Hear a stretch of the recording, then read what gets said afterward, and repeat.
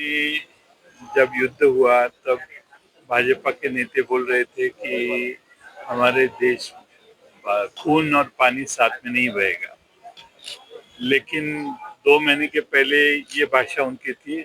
आज वो कह रहे हैं कि क्रिकेट खेलेंगे। यानी हर महीने हमारा धोरण बदलते रहता है और इसीलिए हमारी राजनीति में जो फॉरेन पॉलिसी है वो लगातार फेल हो रही है और इसका अनुभव भारत ने पूरी दुनिया कर रही है। प्रधानमंत्री मणिपुर गए हैं 2.5 साल बाद, उसके क्या कहेंगे?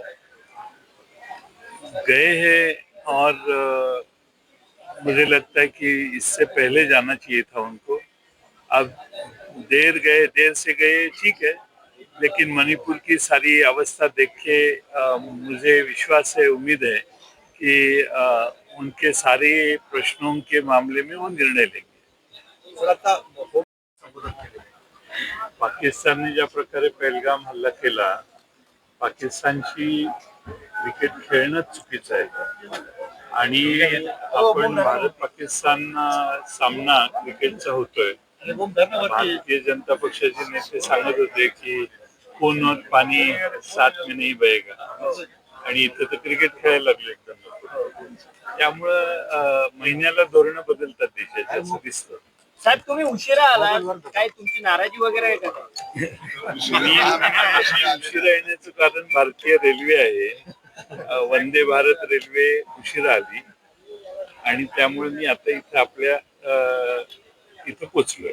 सर हिंदी में होईल ना, आता दिवसभरात काय होतं ते ब्रीफ केलं जाईल। विधानसभा निवडणुकीनंतर अशा नाशिक हे राष्ट्रवादीचे एक बलिष्ठान आहे आणि नाशिकमध्ये स्थानिक स्वराज्य संस्थेच्या आधी एक शिबिर होतं आणि मला वाटतं संध्याकाळपर्यंत बरेच वक्ते बोलणार आहेत। संध्याकाळी आपल्याला काय झालं हे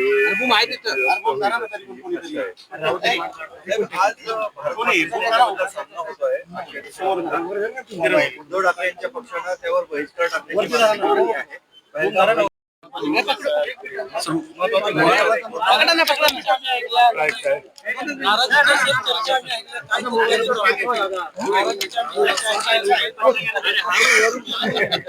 हे तुम्हाला नाशिकमध्ये मला जरा वाटतं की दारातच होम चालू आहे, काय भानगड आहे म्हणून ते होम कोण करतायत काय जरा चौकशी करायला गेलो।